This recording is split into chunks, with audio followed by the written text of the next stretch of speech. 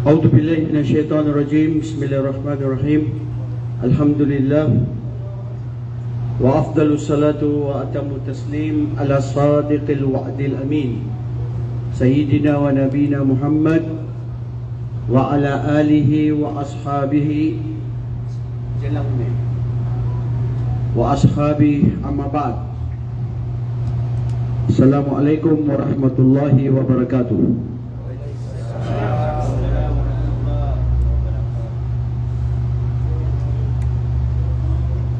Okay, mga kapatid, sino si Al-Masih Ad-Dajjal? Napag-usapan natin last week na ngayon ay dadako tayo sa usapin sa mga major signs ng araw ng paghukom o malapit na yung araw ng paghukom.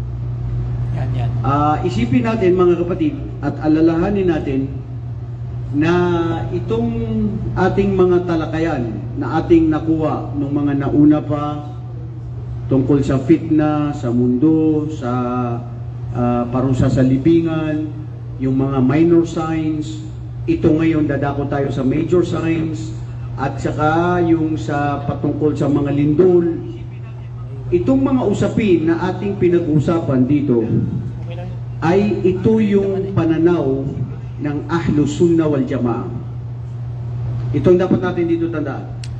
Pananaw, interpretasyon o opinyon o paninindigan ng Ahlus Sunnah wal Jamaa sa akida ng mga talakayan na ating kukunin. So, ibig sabihin, focus tayo kung ano yung tama, kung ano yung totoo at tunay na dapat nating malaman sa mga usapin sa ating mga talakayan dito sa araw ng paghukom na magaganap. Okay, so ngayon dahil sa kaiklian ng oras natin, kukunin natin itong si Ad-Dajjal. Bago natin kunin si Dajjal, sa mga Kristiyano noon, pag narinig mo na Antichrist, ano yung ibig sabihin dun sa Antichrist? Bro, yung microphone, bigay sa kanya. Ano, hindi siya malinaw? Bro, yung mic, pakinggan, yung mic. Hindi, kasi baka hindi ko siya nakadikit doon.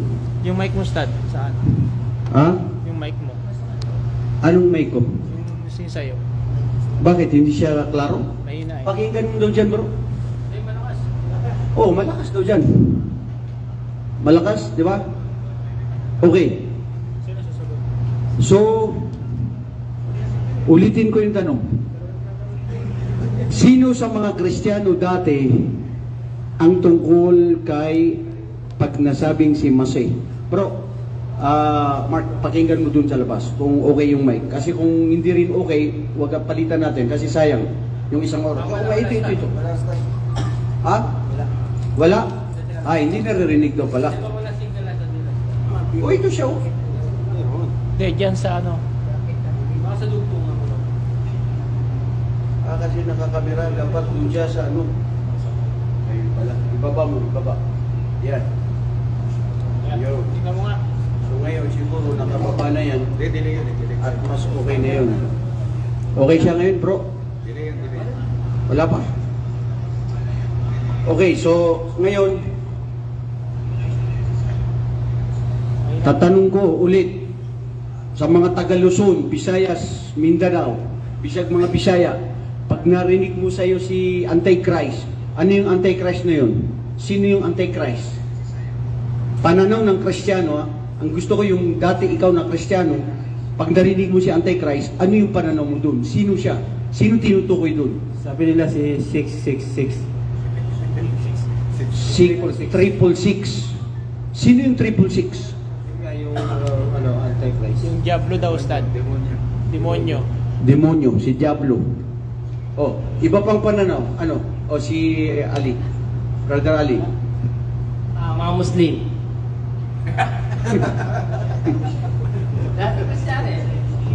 Kumanda ka mamaya. Maraming mga taga Mindanao dito. Okay. 666, Antichrist, mga Muslim daw. Talaga pananaw ng mga Kristiyano sa inyo, ang mga si Antichrist, Muslim? Kasi kinakontra na si Jesus eh. Sinisiraan. Mga Muslim, sinisiraan natin si Hesus Kristo? Yung pananaw ng mga Kristyano. Okay, good. Tama nga naman. Kasi pananaw ng Kristiyano, ang mga Muslim, sinisiraan daw natin si Hesus Kristo. Hindi. Kung nakikinig ka ngayon na kabayan, na Kristiyano, si Hesus Kristo ay siya yung mas mahal namin siya kaysa sa inyo siguro. Mas sinusunod namin siya kaysa sa inyo siguro. Mas nire-respeto namin siya. Sagrado siya na tao sa amin dahil siya ay isang propeta. Nakatulad siya ni Propeta Muhammad at lahat ng mga propeta. At hindi yung iba na ginagawa nilang patawa, pinapapampers pa nila si Hesus Kristo na tumatak na nawala yung pampers niya. At Pwede siguro ba mas yun? okay yung isang mic. Pangmedya sa mga propeta?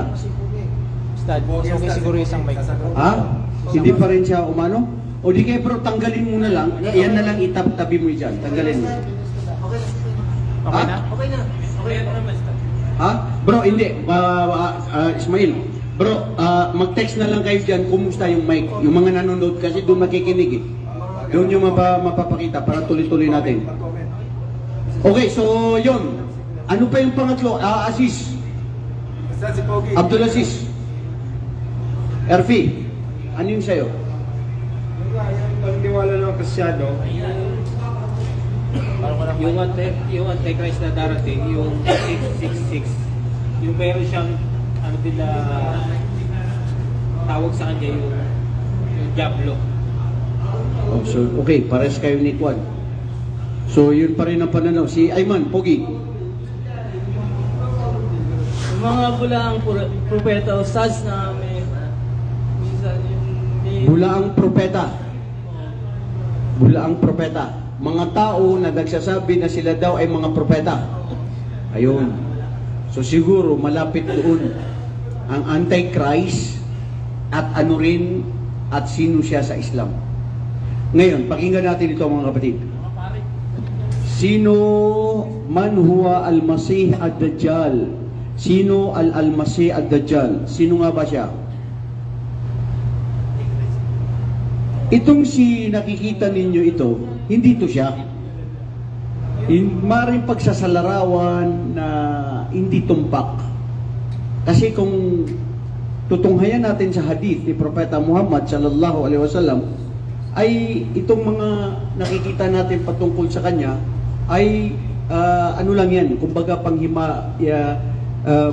pangkathang isip na parang ganun siya, pero actually hindi yan ang kanyang mukha, si Antichrist. Si Masih ad-Dajjal huwa rajulun min bani Adam. Kasama niya anak siya o angkan ni Adan. Nakita niyo yun? Ibig sabihin, tao siya. Hindi siya hayop. Bagay, hindi rin, pero siya ay tao dahil angkan ni Adan. A'warul ain al-yumna wal yusra fi ba'di riwayat. Sa mga ibang riwaya ng aya, si Dajjal ay nag-iisa lang ang kanyang mata na sa kaliwa lang. Nag-iisa ang mata na kaliwa, al-yusra, al-yumna. Wa maktubun bayna aynay kafara. Dito sa pagitan ng kanyang mata, kaya itong ginawa nila ay nandoon yung letra na kafara. Ito ay mababasa ito at malalaman ito ng isang Muslim mananampalataya na maski hindi marunong magbasa ng Arabic. Pero kung siya ay namatay na Muslim na kinalugdan ng Allah, ay mababatid niya at makikita niya ito na kafara. Ibig sabihin, kafir. Sino? Si Dajjal. Wa ghair maktub yudhar fi akhir zaman, at siya ay lalabas sa mga huling panahon.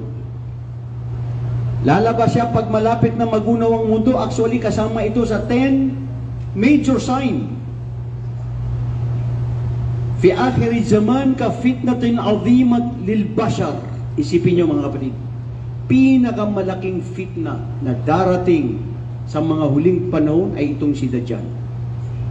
Wa kana an-nabiy sallallahu alaihi wasallam yaqul la yujad ay ahad min al-anbiya illa anbaha qauma. Ang lahat ng mga propeta, sila ay nagbigay ng paalaala o nagbigay ng katuruan o nagbigay ng babala tungkol kay Dajjal. Lahat ang mga propeta. Ibig sabihin, buhay si Dajjal. Yan ang dapat natin diyang malaman. Yu'ti minal khawarik ma yuftinu bihin nas wa yuhi wa yumit. Bakit nga ba? Kasi si Dajjal ay binigyan ng Allah subhanahu wa ta'ala ng kapangyarihan na kaya niyang buhayin ng patay at kaya niyang patayin ang buhay at pauulanin niya kung kaya niyang kung iuutos niya sa ulan, uulan ka, paulanin niya sa kapahintulutan ng Allah biidnillah ya'muru as-sama fatumattar wal ardu fatuthbat. Tignan nyo, uutusan niya ang kalangitan at magkakaroon ng ulan, at ang mga kalupaan, yung mga hindi tumutubo na anuman, pwede niyang utusan, tutubo yung mga yan. Yatba'uhu kafiruna minal juhal. Karamihan sa mga kafir na hindi naniniwala sa Islam o di kaya sa mga kamangmangan na mga Musliman na walang alam sa Islam, karamihan sa kanila ay susundan nila si Dajjal.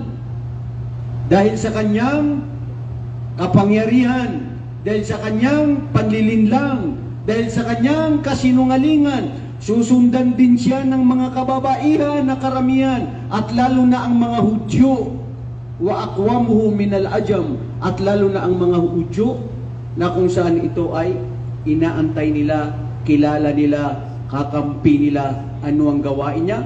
Ay sim-sim, sawa-sawa sila ngayon.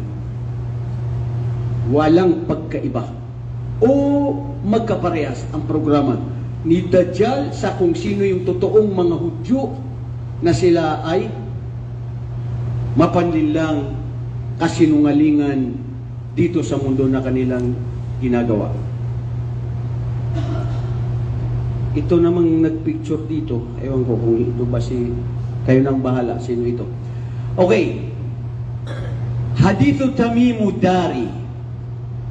Actually, itong hadith na ito, gusto ko siya kukunin ay doon sa panghuli na ito. Kasi mahaba itong hadith na ito. Hadith ni Tamim ad-Dari. Pero bilang, dahil ito rin ay napauna na, para magkaroon tayo ng tunay na maliwanag na pagbabatid na patungkol sa kung sino si Dajjal. Si Dajjal ay buhay. Maaari siya ay mas matanda pa kay Propeta Muhammad na lumabas na, at kay Propeta Isa, kay Sulaiman. Ito ang dapat natin ditong tandaan. Alalahanin natin, ang kinukuha natin, akida, pananampalataya, paninindigan, at paniniwala ng mga Ahlus Salaf patungkol kay Dajjal. Si Dajjal, ayon sa hadith na matatagpuan sa Muslim, at ganun din sa Tirmidhi, wa qad sa'ahahu Albani, wa hadithun sahih, qawi, totoong hadith sa sa Muslim at saka sa kay Tirmidhi, na ito ay minsan narinig ni Fatima bintu Qais, isang sahabiya, na narinig niya na si Propeta Muhammad sallallahu alaihi wasallam nung sila'y nagdasal, sabi nila, as-salatu al-jam'iyya, as-salatu al-jam'iyya, jama'a. O kayo na nagsidasal, halina kayo, sabi ika ni Propeta Muhammad, at kung saan kayo nagdasal, ay makinig at huwag kayo umalis sa kung saan kayo ngayon nakaupo sa inyong pagdarasal. Bakit? Akala namin may darating na anumang revelasyon. Pero si Propeta sallallahu alaihi wasallam, pagkatapos ng dasal, sabi ni Fatima, ay ginawa niya, ay lumapit kami, ang kaming mga kababaihan na sa huli, ang mga kalalakihan sa unahan. at nagbigay si Propeta Muhammad sallallahu alaihi wasallam ng khutbah, nagbigay ng pangaral at sinabi niya, "Atadruna limada jama'atukum bihada?" Batid niyo ba anong dahilan kung bakit kayo ay aking tinipon dito? Sabi nila, ang Allah at ang kanyang sugo ang tunay na nakakabatid, nakakaalam. Sabi ni Propeta Muhammad, ay wallah, wala akong ibang hangarin kung bakit ko kayo dito ngayon tinipon, ay dahil gusto kong ipabatid sa inyo ang tungkol sa nangyari kay Tamim ad-Dari. Subhanallah. Nakakamanga, sabi dito ng mga pantas. Bakit? Kasi si Propeta sallallahu alaihi wasallam, siya ang propeta na nagriwaya o nagpabalita o nagkwento tungkol sa isang tao na ang pangalan niya ay si Tamim ad-Dari. Samantala si propeta, siya yung ikinukwento ng kanyang mga sahaba. Si Abu Bakar as-Siddiq, si Umar ibn al-Khattab, si Abu Hurairah radhiyallahu anhu, sinabi ni Propeta Muhammad sallallahu alaihi wasallam, keso ganyan-ganyan. So lahat sila ganun. Pero kakaiba ito dahil si Propeta Muhammad sallallahu alaihi wasallam ay ikinuwento niya ang nangyari kay Tamim ad-Dari. Sino itong si Tamim ad-Dari? Si Tamim ad-Dari, sabi ni Propeta Muhammad sallallahu alaihi wasallam, kana masihiyan, isa siyang Kristiyano noon. Pero nangyari ito sa kanya at nung siya ay nag-Muslim, ikinuwento niya ng buo itong patungkol sa aking ikukwento ngayon sa inyo. Sabi ni Propeta sallallahu alaihi wasallam, isang araw, sabi ni Tamim ad-Dari, kami ay napadpad sa isang lugar na kung saan niligaw kami ng karagatan. Isang buwan, hindi namin matagpuan saan lugar kami papunta. Kinain kami ng dagat. Samra daw na lagi nito at yidag kami ranaw. Kinain kami ng dagat. Pero hindi naman sila nang matay. Kasama ni Tamim ad-Dari ay ang 30 mga kalalakihan. Napadpad sila sa isang lugar, naligaw sila hanggang sila ay dumasing sa isang isla na sa buong buhay nila doon pa lang sila nakapunta. Pagdating nila doon, faida atayna at nagtakip silip na, napunta sila sa isang isla, mayroon silang nakitang daba. Ano itong daba? Halimaw. Na hindi namin may salarawan dahil nung pagpunta namin doon sa kanya, ay siya ay nagtanong, saan kayo at sino kayo? Sabi nila, kami ang nauna nagtanong, waman anti, sino ka? Sabi niya, anad jasasa. Jasasa, tinignan ko kanina, ano ibig sabihin ng jasasa?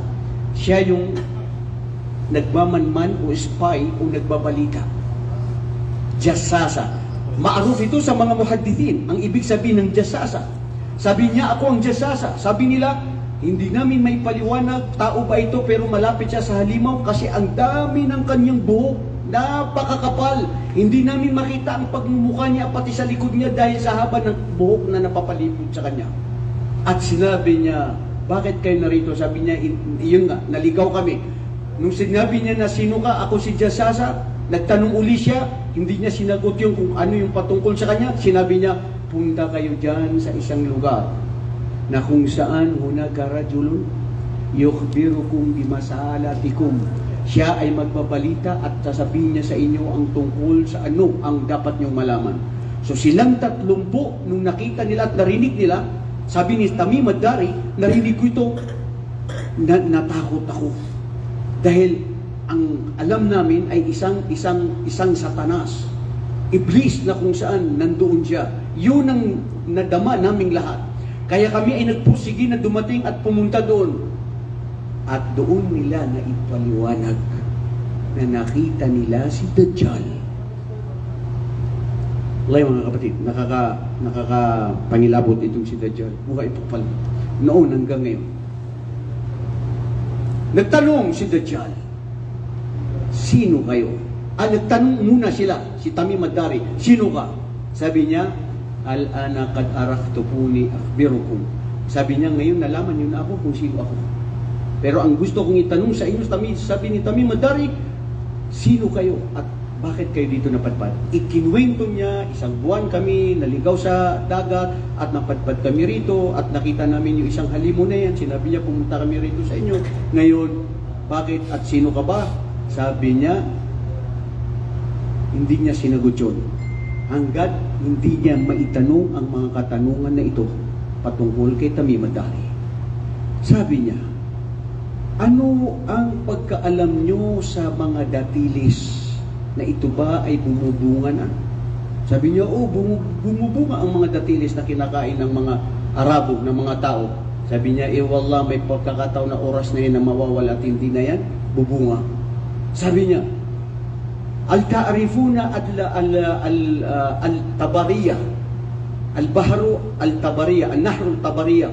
Alam niyo ba, sabi niya, ang tungkol sa isang lawa na tabariya, mga kapatid, tinignan ko sa dictionary, ano ang tabariya? Isang lawa na ngayon ay nasa pagitan ng Jordan at saka sa Palestine.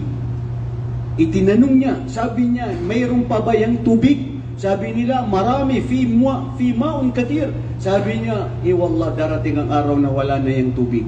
Ngayon, meron pang tubig dyan, pero kumukunti na lang daw. Tinanong din niya, alam niyo ba ang nabiyul ummi? Kilala niyo ba at batid niyo ba ang isang nabi na siya ay walang alam na mangmang? Nagtaka sila. Sabi niya, kilala namin yan. Sabi niya, anong ginawa niya? Sabi niya, wala, at siya ay nanggaling sa Makkah at pumunta ng Madina. Anong ginawa? May sumunod ba? Sabi niya, sumunod ang karamihan. Tignan mo, sabi ni Tamim ad-Dari, si Antichrist. Sabi niya mismo, inamin niya. Sabi niya, wallah, an tu'tihu lahu khairul lakum. Kung siya ay dapat sundan, dapat niyo siyang sundan. Bakit? Sabi niya, dahil kung anong nakikita nyo sa akin ngayon, na ipaliwanag nila, nag-iisa ang mata niya, tapos ang kanyang nakagapos siya sa isang, nakagapos ng,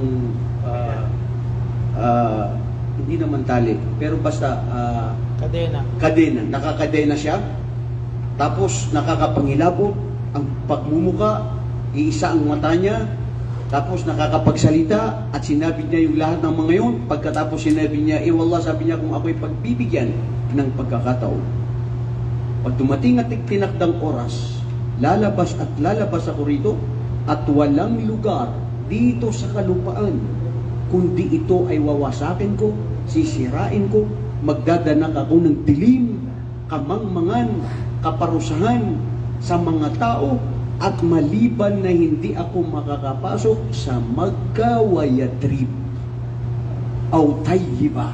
Hindi ako, sabi niya, makakapasok sa Makkah at saka sa Madina o di kaya sa Tayyiba, dahil may mga anghel doon na nakabantay na pag ako ay pumunta, hindi ko kayang pumasok.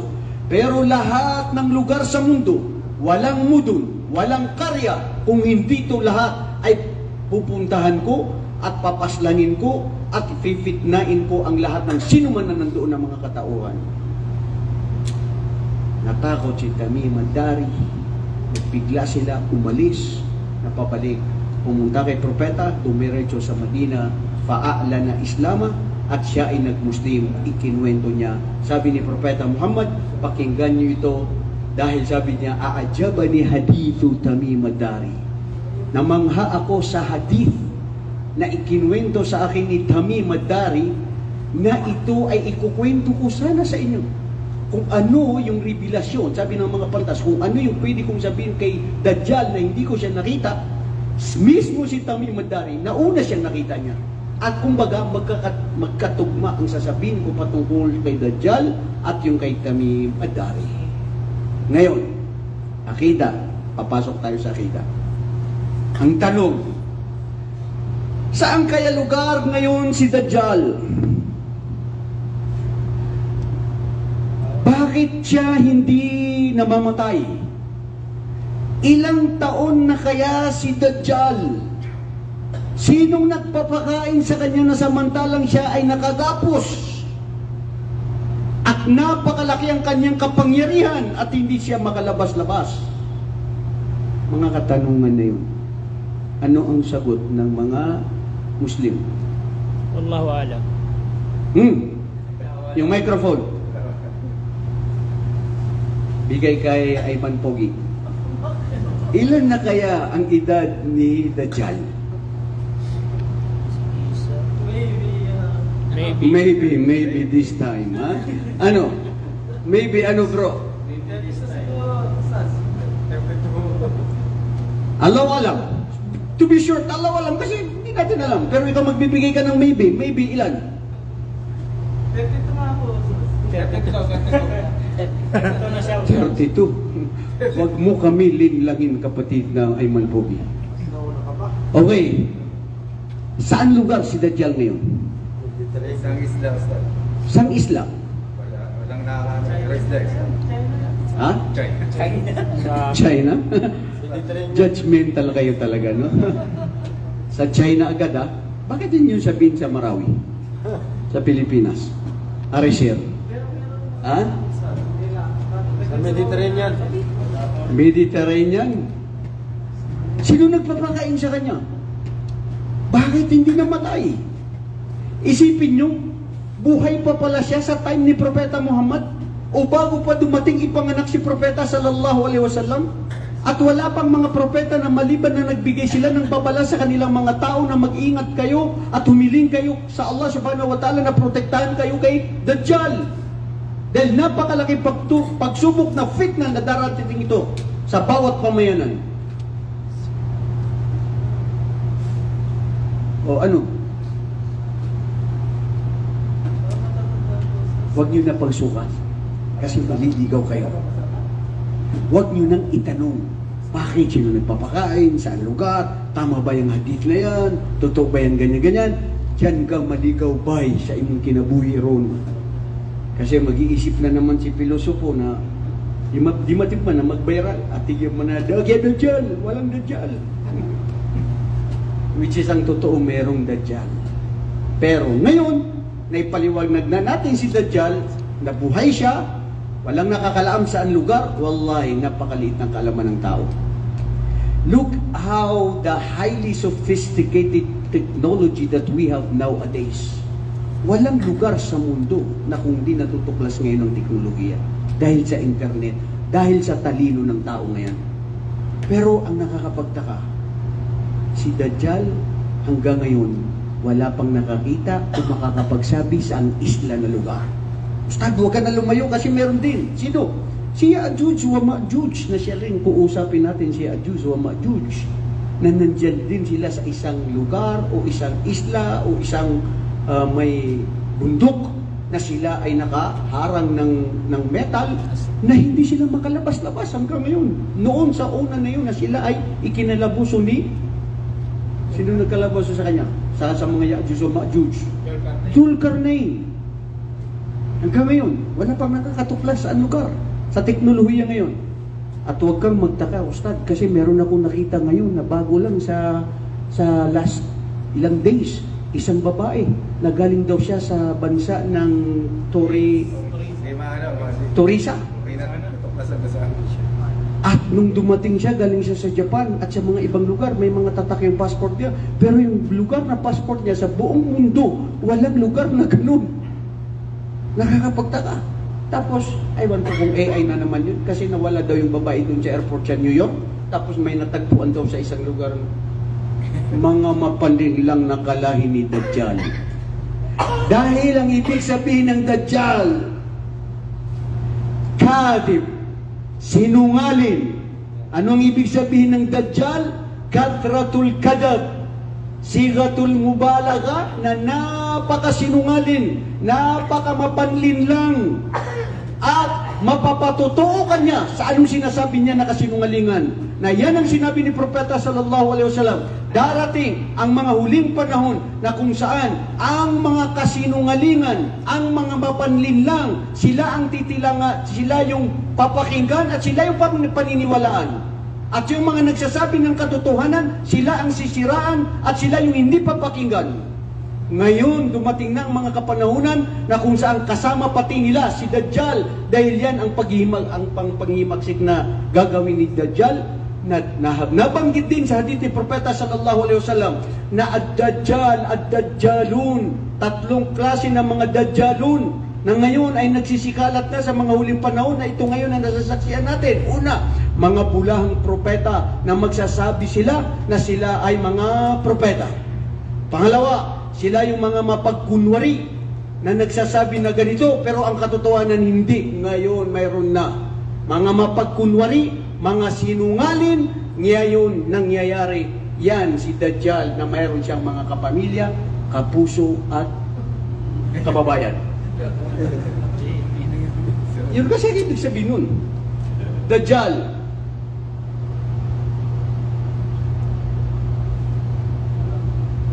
Parang mas malapit pa dito ang mukha ni Dajjal kaysa dun sa una.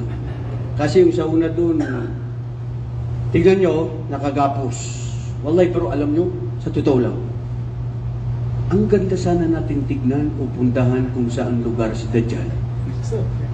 Sinong sasama sa akin na gustong pumunta? Oh, mashallah, sasama niyo si Ustad. Ustad, walang iwanan. Sama kami. Sige, sama tayo lahat. Wallahi, kung mayroon man, mayroong lugar ngayon si Dajjal, wallahi, hindi ako natatakot. Hindi ko ito sinasabi dahil, wallahi, hindi ako natatakot na gusto ko talaga pumunta. Kausapin ko si Dajjal. Sa mama, palitan ko. Sulaiman, mag-ayos-ayos ka nga sa sinasabi mo. Alam mo, sayang yung niluto mo na arroz caldo na yan. Papalitan mo ang papel ni Dajjal? Napagod na eh. Napagod. Ha? Napagod na ka. Pero napagod ka na ba sa mundo? Ay, mga hugot ka dyan, ha? Okay. Wa ma ma'na Dajjal. Ada huwa ma'na Dajjal. Kalimatu Dajjal. Sino yun? Fi lugat al-Arabiyya ta'ti minal hadar. Ay lam, da, ja, walam. Wahiya tadu hawla al-khada wal-kadhab. Itong mapanlinlang at ikaw ay kanyang lilinlangin at sinungalin at siya ay ililigaw kanya. Iyon ang kahulugan ng Dajjal. Ang salitang Dajjal sa wikang Arabic nagmula sa ugat na dajalam na ito ay kaugnay sa pandaraya, kasinungalingan at pagtatakip. Pandaraya, mayroon ba ngayon sa kapanunan natin? Marami. Saan? Blood control. Sa Quiapo, sa blood control. Yan, sige. Kayo na nagsasabi. Hindi ako. Blood control. Ano pa? Kasinungalingan. Meron? Marami. Meron, marami. Kasi hindi ko binili ang kotse. Kasi binili ko ay payong lang. Gusto ko kasi yung payong. Sinungaling. Ano pa? Pagtatakip. Sino? May mga nagtatakip? Ya Allah, astaghfirullah, ilayo kabi sa fitna. Okay, ngayon, na lumipad na si Dajjal. Bakit mo pinalipad, bro? Al-ma'na lugawi, ito yung mga maana niya, kahulugan sa wika, Dajjal, isang disguised, sinungaling na kinasasangkutan ng pandilinlang at palsifikasyon. Sabi nga ng ibig sabihin ng Dajjal ay pagtakpan ang isang bagay at itago ito. Dajjal, isang pinakalaking anyo, ibig sabihin na isang taong napakamandaraya, ibig sabihin isa sa madalas na nagsisinungaling, mapanlinglang at manlilinlang. So ibig sabihin, tama yung mga sinabi ko kanina, di ba? Na mayroon siyang mga kapamilya, kapuso, kasama, kapatid, at subhanallah, marami siyang tagasunod. Sino ang mga kasunod niya? Sister, Sa house. nabanggit kanina, karamihan mga babae. Amaritis. Ang babae kasi, napakadaling bulahin. Sabihin mo lang sa babae na, alam mo, I love you. Hindi na yan matakakatulog. Sabi niya, sinabihan niya ako ng I love you. La hawla wala quwwata. Bigyan ko lang yan ng roses.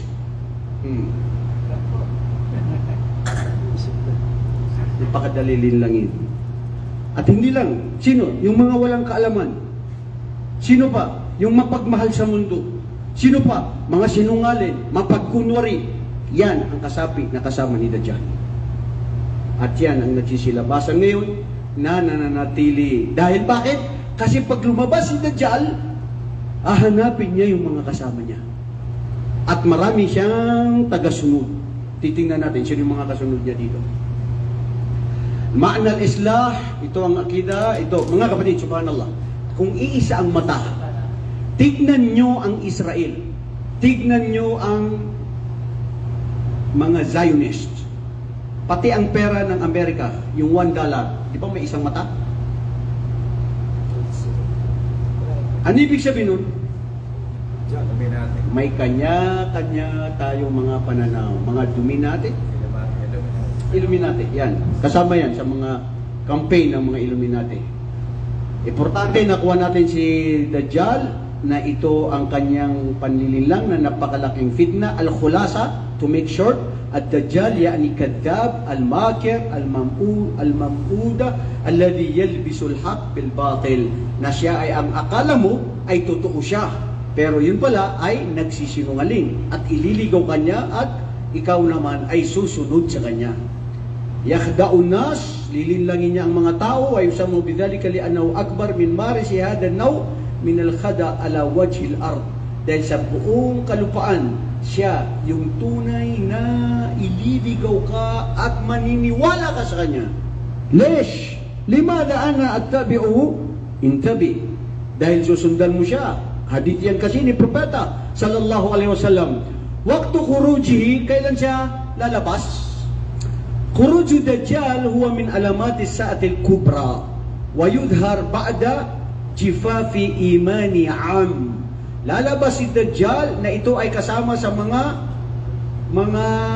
pangitain na malapit na magunaw ang mundo na 10 sinyales. Kasama ito unang sinyales pagkatapos ni Mahdi. Pagkatapos ay dahil sa mawawala na kasi at hihina ang mga pananampalataya ng mga tao. Dahil ang paniniwalaan yung mga sinungaling at mga mapanlinlang at mga lahat. Wa intisharul jahal at lalawak ang mga kamangmangan. Qillatul ulama, mawawala ang mga maalam, mamamatay ang mga ulama. Darami ang mga mapagkunwaring mga maalam. Wa kathratul fitan, darami ang mga pagsubok ng mga fitan. Wal hurub, ang labanan, ang patayan. Wal haraj, at ito rin yung mga patayan sa kapanahunan na yan. Ito, yun yung mga binasa natin, yun na yun. La ilaha illallah. Asan ito? Sa Isfahan, Iran. May katanungan dito. Patig nyo ba kung saan lalabas si Dajjal? Saan? Ha? Sa may bandang Palestine? Sa Pilipinas? Istanbul? Khurasan? Syria? Lalabas si Dajjal sa lugar ng bansa na kung saan ang karamihan ang mga Shia. Ito ang Iran. Magtatagpo si Dajjal at si Isa ibn Maryam. Anong mangyayari? Kana yakhruju min Khurasan sa Iran. Lalabas siya sa lugar na Khurasan. Tingnan niyo, makikita niyo ang Khurasan ngayon dyan sa Iran. Haliyan, the present time, nasa Iran. Bihasbi ba'du riwaya, nabanggit ito sa maraming mga narration. وَيَبْدَأُ رَحْلَتُهُ فِي الْأَرْضِ مِنْ أَسْفَانِ التَّحْدِيدًا وَيَتْبَعُ 70,000 مِنَ الْيَهُودِ. Paglabas niya doon sa Iran, at may lugar pala dito sa Iran ngayon na bawal at ito ay sagrado sa mga Yahudi. Sagrado dito sa mga Iranian at Yahudi. Kaya minsan sinasabi nila, itong mga Yahudi at mga Iranian na yung mga Shia na malalong-lalong na yung talagang sira ang akida nila, ay sim-sim, sawa-sawa sila ng mga Yahudi. Magkakampi ang mga yan. Nakita natin yung labanan. Kailan? Last year lang, di ba? Nagpaputok yata itong mga ito doon sa Israel. Then after that, walang nabalita na matay o mga casualties. Nabigla ang buong mundo. Nagkaroon ng fitna. Sabi ng mga ibang Muslim, buti pa ang Iran. Matapang. Totoong naglalaban sa mga Muslim. Hindi nyo nakayanan ang ginawa nila. Kayo dyan sa Saudi Arabia, natutulog lang kayo, kakain kayo, mga fitna sa inyo. Itong sinasabi nyo ng mga mali ang akida, anong ginawa nila? Buti pa nila, nakita nila nagpaano sila sa Israel. Ilang araw, nawala. Sumunod na mga araw, wala nang balita. Ano yun? Kunayban kasi. Pinaglalaruan ang mundo. Kaya ikaw, Sulaiman, binabalaan kita na wag mo palitan si Dajjal. Yabtagi sa kanyang pag-alis. Wa'udu billah. halatu fil ard yatufuna fil ardi kulluha illa Makkah wal Madinah. Tingnan niyo mga kapatid. Sa kanyang katayuan sa mundo, maglalakbay siya sa buong mundo maliban sa Makkah at Madinah. Lahat ng lugar, wala siyang mapupuntahan dito sa mundo. Lahat niya mapupuntahan maliban sa Makkah, Madinah. Pinigilan siya ng mga anghel, yun yung pinaliwanag natin sa kanina. Siya ay isang malaking kapighatian. Siya ay bumubuhay sa mga patay. Kaya malaking fitna yan eh. Nagpapadala ng ulan. Nagtataglay ng mga kayamanan ng lupa. Tinatawag niya ang mga tao na maniwala sa Kanya bilang isang Diyos at ipagbawal ang paniniwala sa tunay na Diyos ng Allah subhanahu wa ta'ala dahil siya daw ang Diyos. Dahil siya ang makapangyarihan. Ang tao, pag nakakita siya sa kahit sino na makapangyarihan, minsan sasabihin niyang sagrado, propeta, Diyos na, yung iba na. Papanil na. So yan ang mangyayari. Waliyaudu billah. Pero alhamdulillah, ang akida ng Muslim, alam niya kung paano labanan si Dajjal. Alam natin ito kung paano siya magiging mapadlin lang. Kasi hindi pa nga siya lumalabas, mayroon ng mga kampong ni Dajjal ngayon sa buong mundo ngayon. Ng mga kasama nila. At mayroon din kayong mga kaibigan. Sino walang kaibigan kay Dajjal? Ang sama ng tingin mo, bro. Bakit? Ha? Nagtataka ka? Totoo yun, meron. Wala tayong mga kaibigan na sinungal? Meron. Qala an-nabiy sallallahu alaihi wasallam, "Ma min fitnatin mundu khalaqallahu Adam ila qiyamis sa'a a'zamun min fitnatid dajjal." A'udzu billah. Wa qad amara an-nabiy sallallahu alaihi wasallam al-muslimuna yasta'idhuna min fitnati min kulli salatin faqala idza tashahada ahadukum falyasta'idh billahi minash shaitan aw arba'a wa minha fitnatul masihid dajjal. Di ba? Tama ito. Si propeta ay nagsabi, ang pagsubok mula sa dilikha ng Allah subhanahu wa ta'ala si Adan hanggang sa oras ng muling pagkabuhay na may malaking ano ito? Malaking kaysa sa pagsubok. Malaking pagsubok si Antikristo na siya ay isinalaysay ni Muslim. Inutusan ni Propeta Muhammad ang mga Muslim na humingi ng kanlungan mula sa kanyang pagsubok sa bawat panalangin na nagsasabi tayo sa ating pagtahashahadud sa sala na ya Allah, tayo ay kapag iba sa bumikas ng shahada, hayaan humingi ng kanlungan sa Diyos, sa Allah, sa apat na bagay na ito at kasama dito na ya Allah, humihiling ako sa iyo sa proteksyon sa fitnatul qabr, adabul qabr, doon sa parusa sa libingan at sa fitna na ilalaganap ni Dajjal. Kaya okay lang na tama tayo na magsabi ng ganyan. Itong sinyales. Si Propeta Muhammad minsan sa kanyang khutbah, pag siya nagsasabi, Ashhadu an la ilaha illallah. Ang mga imam, ang mga masyaikh, pag nagsabi, Ashhadu an la ilaha illallah, ginagawa nila. Bakit? Bilang sunnah na ginawa ni Propeta Muhammad sallallahu alaihi wasallam. Pero pinabuluanan ng mga ibang tao ang ginawa ni si idol mo. Sino yung idol mo? Na yun daw, pero mashallah, patnubayan siya ng Allah. Rawahu al-Muslim. Sino itong nandito? Bro, pag nakakita ka ng ganito na nakaupo sa buhay mo, nandun sa gilid ng kwarto mo, matutulog ka, ano ang gagawin mo? Sulaiman! Tatapikin. Uy, ginagawa mo dyan.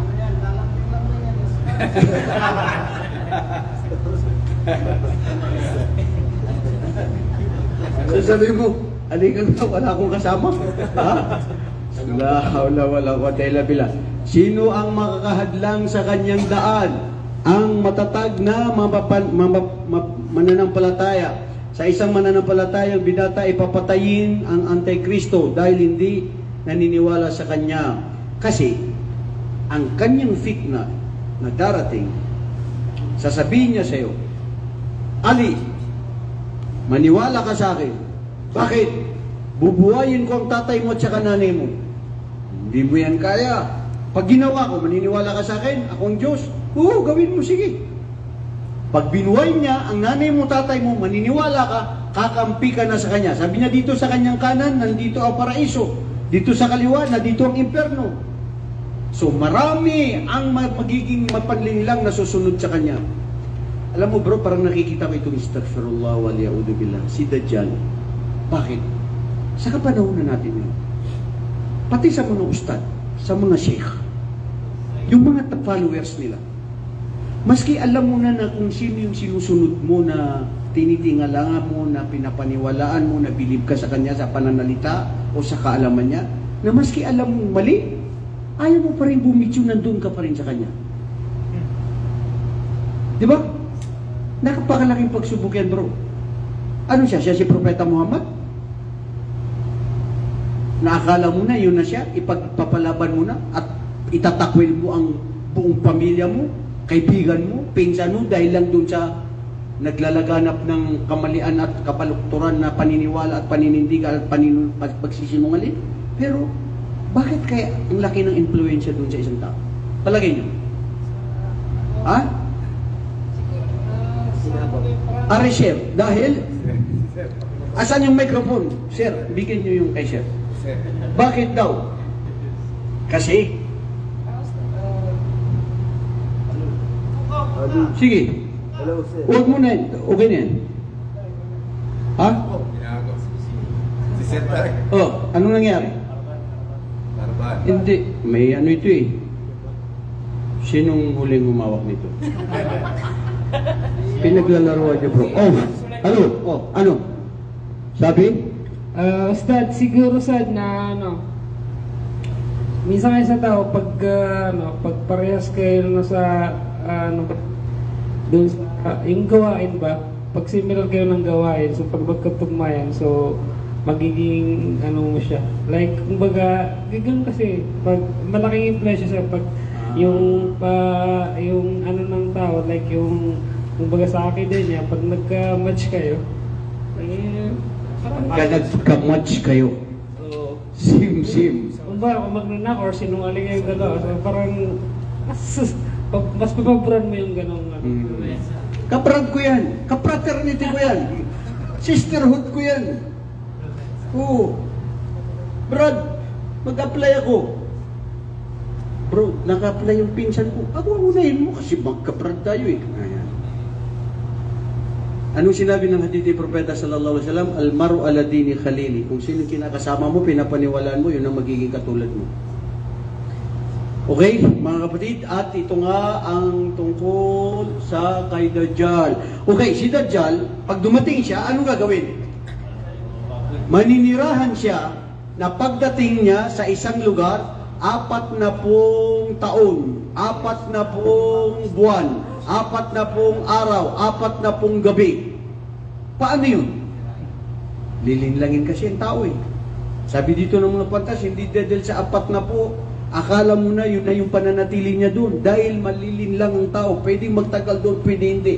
Dahil ang kanyang gagawin ay si Dajjal, ay ililigaw ang karamihan sa mga tao, susunod ang mga Hudyo, pero sa oras na yaon, dahil sa laking fitna na kanyang idudulot sa kalupaan, at maraming maliligaw at susunod sa kanya, saka doon darating si Isa.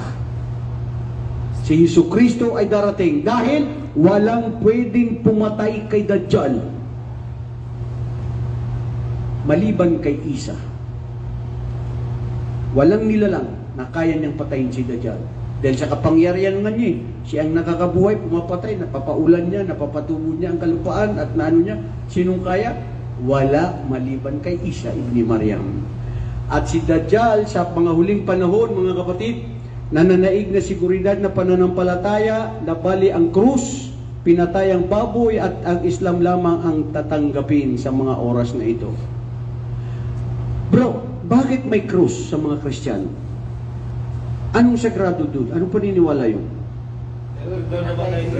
Sisirain ng krus sa pagdating ni Jesucristo at ipapag-utos na papatayin ng mga baboy.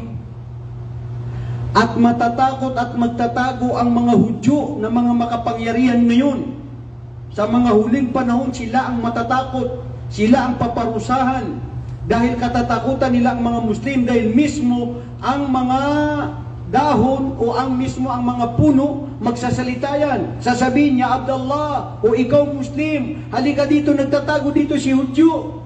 Nandito si Netanyahu. Sa likod, paslangin nyo. Wala nang kakampi ang mga Hudyo sa mga panahon na yun. Magwawasak ang kanilang kapangyarihan, ang buhay nila.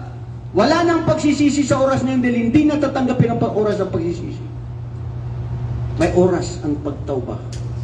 Doon sila maniniwala sa oras na yun. Yan, yung mga mahilig kumain ng baboy, yan, tignan niyo yung mga baboy na yan.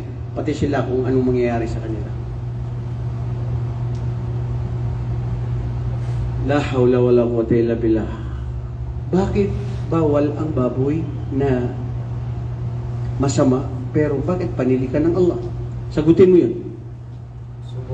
Arisher, sabi, may nagtanong, bakit bawal ang baboy? Sasabihin mo, masama kasi maraming sakit na dulot na makukuha dyan. Ikaw masama pala, bakit nilika ng Diyos? Sagot. Isa rin parang pagsubok din yan sa parang, kumbaga sa, parang pagsubok. Okay, good. Correct. Ganun lang naman yun. Ganun kasimple. Pagsubok. Kaya doon mo mapatunayan yung laki ng pananampalataya mo. Okay, so yun. Ang mangyayari kay Dajjal, at tamassuku bil iman, mga kapatid, meron tayong panlaban kay Dajjal. Ang pagsunod sa pananampalataya sa kaalaman sa Islam. Pagsasaulo ng unang 10 talata sa Suratul Kahf.